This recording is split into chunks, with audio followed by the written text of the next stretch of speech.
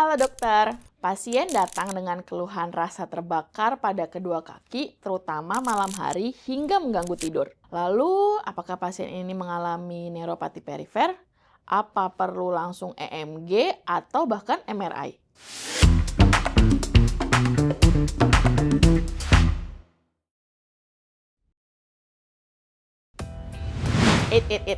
Nanti dulu.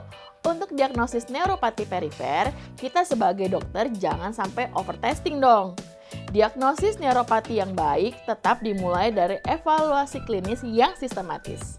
Salah satu alat screening yang praktis dan cepat digunakan di klinik adalah ACT Questionnaire. Questionnaire ini terdiri dari dua bagian. Bagian pertama diisi oleh pasien dan bagian kedua berupa pemeriksaan sensorik sederhana oleh tenaga kesehatan. Nah, mari kita mulai dari bagian pasien. Pasien akan menjawab 5 pertanyaan sederhana terkait gejala yang dialami. Yang pertama, pasien ditanya mengenai jenis sensasi yang dirasakan pada tangan atau kaki. Misalnya, burning sensation atau rasa terbakar, kesemutan, nyeri seperti tersetrum, baal, pins and needles, atau sensasi lain yang tidak biasa. Setiap gejala yang dicentang bernilai 1 poin.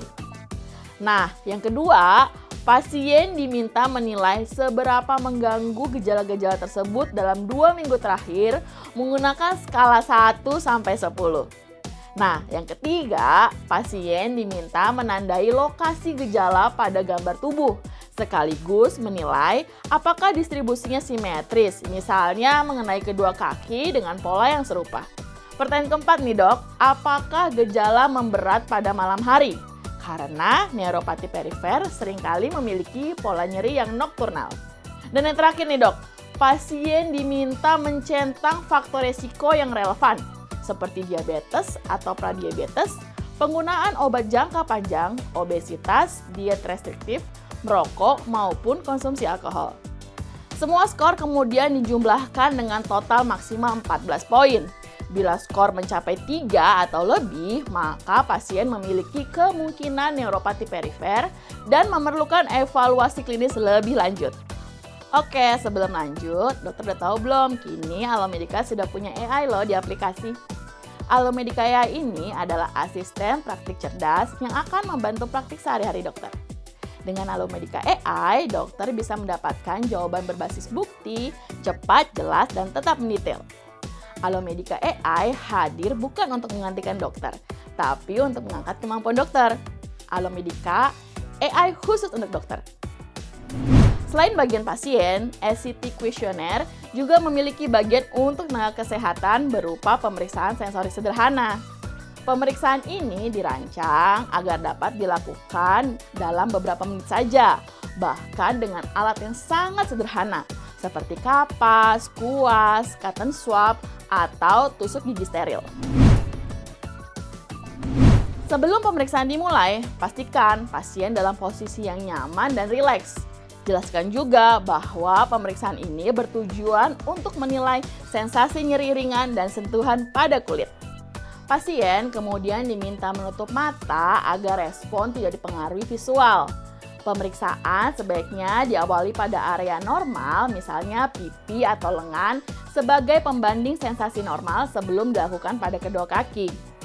Sebelum pemeriksaan dimulai, jelaskan terlebih dahulu kepada pasien kalau kita akan memberikan rangsangan nyeri ringan pada kulit. Minta pasien menutup mata agar respon tidak dipengaruhi oleh penglihatan. Pastikan pasien memahami sensasi yang akan dinilai dengan cara melakukan tes di area yang normal, misalnya lengan atau paha sebagai pembanding.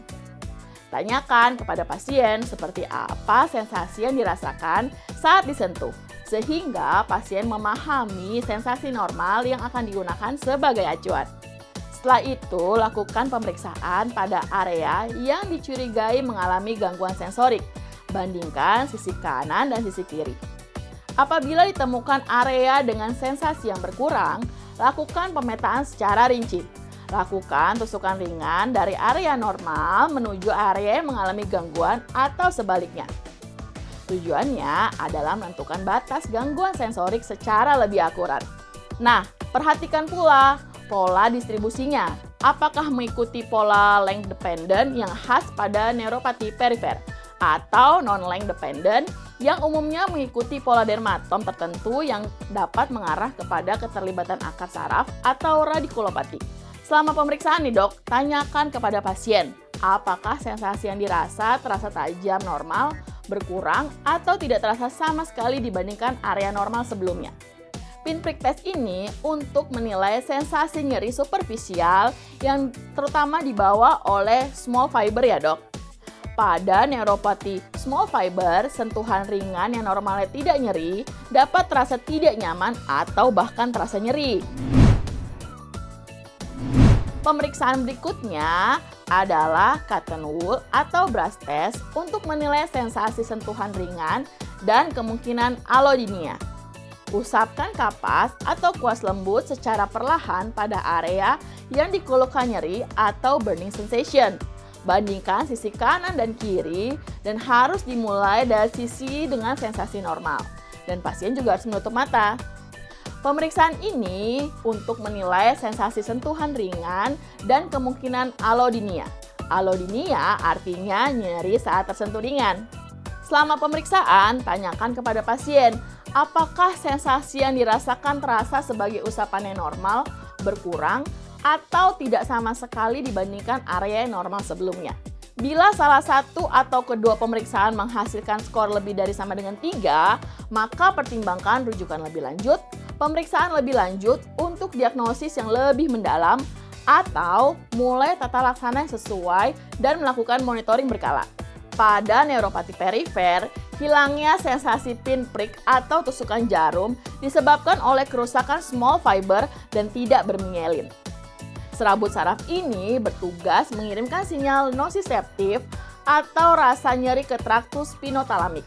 Sebaliknya, hilangnya sensasi sentuhan ringan pada cotton test disebabkan oleh kerusakan large fiber dan bermielin tebal yang membawa informasi taktil melalui jalur kolumna dorsal lemniscus medial. Jika hanya terjadi kehilangan rasa sakit yang tajam, maka pemeriksaan NCS atau EMG tidak dianjurkan karena hasilnya akan normal. EMG itu tidak menilai saraf perifer yang kecil yang terpengaruh. Neuropati perifer serabut kecil biasanya akan membaik dengan pengobatan neuroaktif, misalnya dengan obat golongan gabapentinoid seperti gabapentin dan pregabalin, SNRI seperti duloxetine atau capsaicin topikal. Nah, kalau neuropati serabut besar ditandai dengan hilangnya sentuhan lembut yang menyebabkan hilangnya proprioseptif atau kesadaran posisi tubuh, sehingga meningkatkan resiko jatuh atau cedera atau luka di kaki yang tidak disadari. Untuk pasien ini, perawatan kaki menjadi lebih penting. Gitu ya dok, ingat ya, pada pasien dengan dugaan neuropati perifer, pemeriksaan sensorik sederhana seperti ini seringkali jauh lebih membantu dibandingkan langsung melompat ke pemeriksaan laboratorium, imaging, bahkan EMG. Karena pada akhirnya, diagnosis neuropati yang baik tetap dimulai dari anamnesis dan pemeriksaan fisik yang tepat. Jadi dokter andal dalam genggaman, salam Alomedica.